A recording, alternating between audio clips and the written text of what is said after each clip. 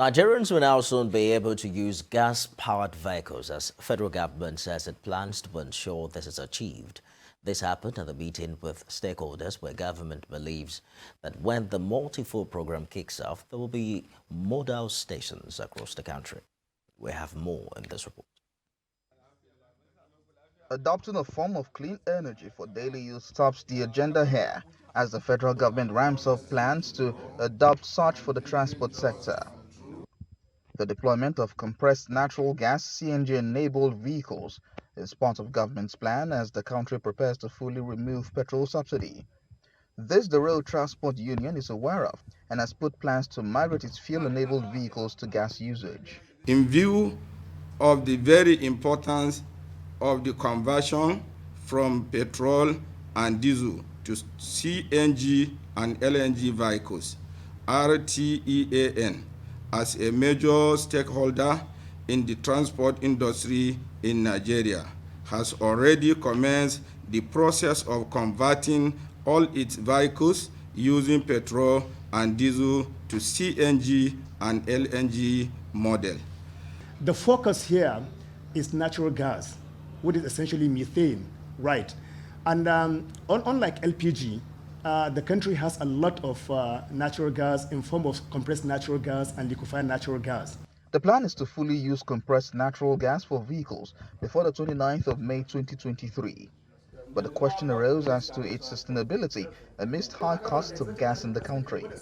Based on our projection, we know that a lot of people will migrate from diesel and gasoline to use of CNG and LNG, and the country is fully prepared for that. So we can assure you that there will not be any scarcity or unnecessary price hike in the cost of CNG.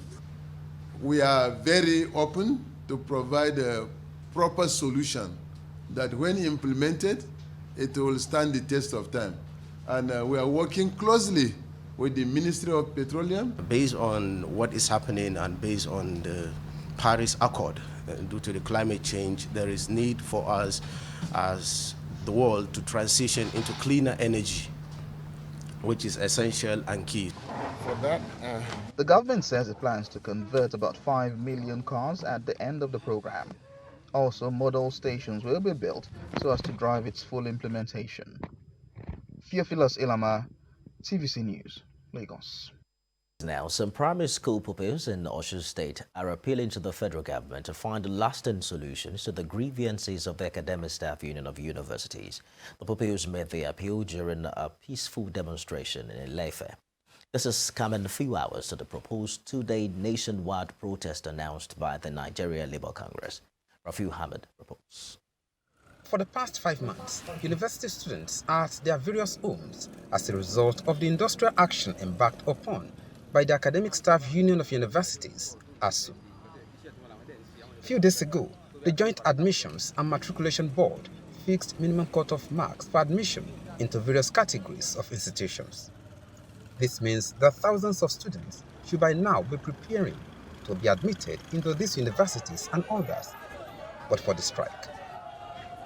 This is aside thousands that have just written their SSCE, hoping to progress into their institutions. Here in ILE-IFE, these primary school pupils converged on the Obafemi Awolowo University main campus gate to call on the federal government to put an end to the strike. Armed with placards with various inscriptions, their action caught attention of passers-by, which led to traffic gridlock at the institution's gate. We need to be educated. I want to go to a university in Nigeria. I don't want to have to go abroad. Testing for the ASUU strike to end and soon, because more people are not getting their salary, and that is a big problem. They want government against jeopardizing efforts of the founding fathers of Nigeria. They also want their future protected. Ever since Nigeria won that Nobel Prize for literature, nobody in Nigeria has won it ever since then. Do you know why? Because you are not investing resources on literature, you are not investing resources on education. Your government has not paid salary since March. So that means that someone who earns 50,000 every month is missing 200,000 naira from their account. And to me, this is just unjust. That is why we are gathered here today. An educationist, appeals to both the federal government and ASUU to return to the negotiation table. It's not just about ASUU salaries, it's about the whole situation of the universities. I schooled in Nigeria. I went to public schools from primary up to university, and everything was provided for me. I even got bursaries, so I could send myself to school. It wasn't a problem to eat. It wasn't a problem to clothe. It wasn't a problem to attend classes. It wasn't a problem for teachers. President Muhammadu Buhari had last week issued ultimatum to the Minister of Education to end the ASUU strike. Rafiu Hamid, TVC News, ILE-IFE, Osun State.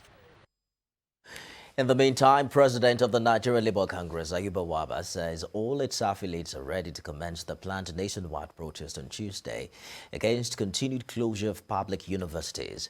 This follows failure of the federal government to reach an agreement with the striking members of the Academic Staff Union of Universities, the Senior Staff Association of Nigerian Universities, and the Non-Academic Staff Union. At the opening ceremony of a workers' training in Uyo, the NLC president said the right to peaceful assembly and protest are fundamental global rights guaranteed by the United Nations Charter on Human and People's Rights, as well as the Constitution of the Federal Republic of Nigeria. It's not solidarity protest. Don't put it solidarity. It's a protest by NLC for ourselves, because all the affiliate unions and their members are members of NLC. We have taken three levels of decision. Okay. First is the protest, which is going to be national. Okay. After the protest is 3 days national warning strike. If it fails, then we'll go perpetual. That is the decision of our National Executive Council. And therefore, I think what will even be very helpful is for them to look at the timeline that we have set for those issues to be sorted out. Already out of even 2 weeks they proposed, 1 week have gone. And I've not seen anything on the table to try to resolve the issue.